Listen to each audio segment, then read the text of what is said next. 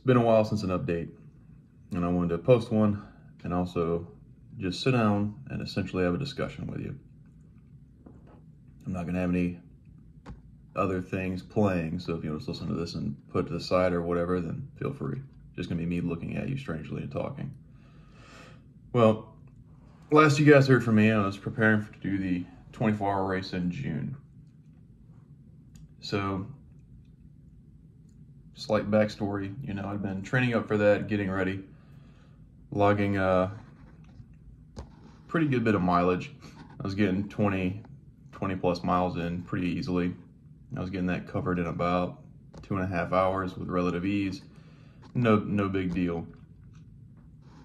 Sometimes 3.5 if I had a lot of walking. It wasn't anything too severe. And obviously I still doing my weight training. I had to kind of cut back a little bit because I found it was just really difficult to have the energy to do both. If I didn't have a job, then sure, I could do both. But managing being in the Army and spending the entire weekend running and weight training was just getting a bit excessive for me psychologically. Physically, I was handling it, but psychologically, I was just very tired all the time. It wasn't really doing me any favors. So anyway, I kind of cut back on that and I started focusing more on running. And if I did train weights, it was mostly volume for my legs just to make sure they were beefed up and ready to rock and roll. About 2, maybe 3 weeks before the race happened, I ran into quite a scenario. Well, me and my wife started having some pretty serious problems. She notified me she was unhappy with me, which, wonderful, that's always good to hear. Reason being, I'm not very affectionate, and I'm always very focused on work and other things, which I've been in the infantry for 10 years. Yeah, you got me. My career is pretty important to me, and I'm also in the most suicide-prone base in the Army. So, aside from having to keep myself from dying, I'm having to actively prevent other people from dying, and, that does get quite taxing. Plus a lot of other nonsense up here, but nonetheless, yeah, had to really put a lot of focus on the relationship. Can't deny that. Did my best, but you know how it is. Your best isn't always good enough. You can't give 100% to 20 things at one time. That's just not how it works. So I'm not going to lie to you. I did somewhat neglect that. Well, anyway, started putting 100% in, I dropped everything. Training, school, certifications, everything I was doing. I was like, fuck it. I'm going to dig into this and do my best. Well, didn't work. It actually somehow seemed to make things worse, which was very disorienting, very confusing. And turned to me just more or less really trying to get her to be patient and give me time to sort things out. And as time goes on, this is about 6 weeks before the race, my bad. My dates are a little jacked up. I've always been bad with time anyway. But as I'm working through all this, I find out that she's been having as she says, an emotional connection with a coworker, a male coworker. Great, that's what you love to hear too. So that puts me into a pretty bad state, but I keep doing my best. And then, keep not training, keep just really digging deep, trying to make this work. And then, finally, she decides to go home for a while, a different state, for about a week. And leading up to that, I had been already not really sleeping at all, but I was at least getting a couple hours a night, just not much. I wasn't really eating much, I was eating maybe one meal a day, and that was at best. So my body was already atrophying. Well, she went home the week of the race. I think she left on a Saturday or something, and the race was that Friday. So while she was gone, the inconvenience of the situation just like really set in, if you will, and I stopped eating entirely. It's not that I didn't want to. I tried. I did. I had zero appetite, but I'm pretty savvy with the human body. It's my main focus in life is crafting a pretty good human body. So I'm aware that you need food to exist. Especially if you want to exist and perform while existing. Kind of need it, but I couldn't do it. Yeah, every bite of food felt like I was eating a cinder block. It was just It was horrendous. Every bite would make me want to throw up. It was like the last bite at a buffet, when you're just trying to finish your plate. You should have stopped probably 15 minutes ago, but you couldn't control yourself. It's kind of how I felt, if I'm going to give you an analogy. Well, I did my best anyway. It never was enough. I kind of gave up on eating. I was like, dude, fuck this. I'm not going to keep sitting here getting sick every time I take one bite of food, because that's just infuriating, because there's no reason for that. Anxiety spiked through the roof. I found myself getting panic attacks for the first time in my life. And I'm 27. So, I thought I'd kind of encountered just about all the problems there would be to encounter. Apparently not. And I spiraled into a deep depression that I did not actually think was humanly possible. The reality of everything that I've dealt with throughout my life, but also my career, deployment, my previous divorce, the work, and everything everything just set in at one time, and I was like, holy shit. And that wasn't good. I'm a very goal-oriented person, and I distract myself with a mission. So if I feel bad, I say, okay, too easy.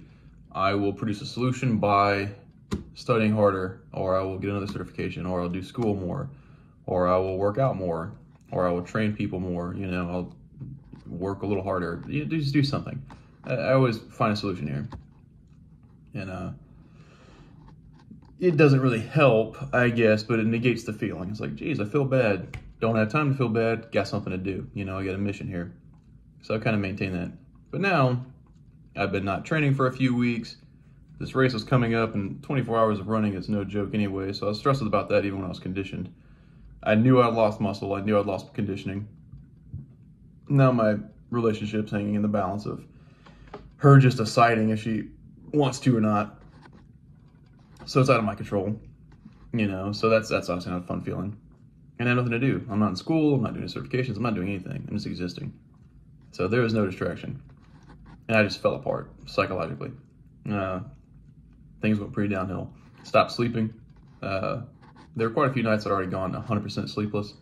But I'd get a couple hours every couple nights. It shifted entirely to no sleep. On prescribed sleep medication, I would still take it, Ambien, and it would not work.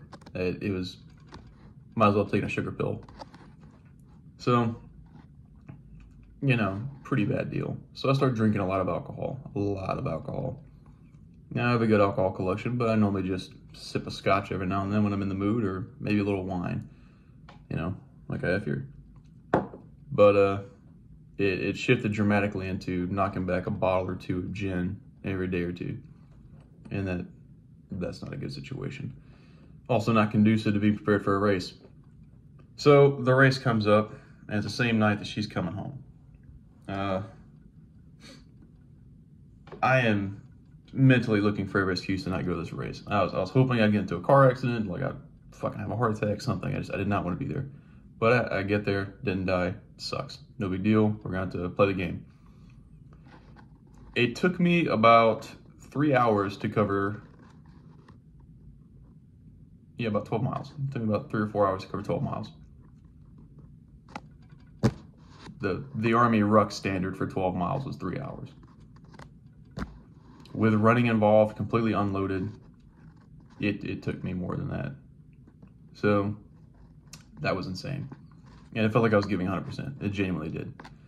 My heart rate was staying constantly high. It was, if I jogged at a 10-minute pace, it was immediately, my heart rate was in the 180s. I felt like I was powerhousing, and I definitely was not. I was going nowhere. So that sucked. She gets back, I think, close to like midnight or 1 in the morning. Probably around mile 15 or 16 or something, I decide, okay, look, my mind is not checked into this. I got to talk to her and see what we're doing. So I go back, shower, try to have a quick snack, talk to her, take a couple hour nap even, because I can finally get a little bit of rest. She says she wants to work on things. Cool. That's a little bit of relief. There's still a sense of impending doom, or there's something wrong I just don't know about yet, but no big deal.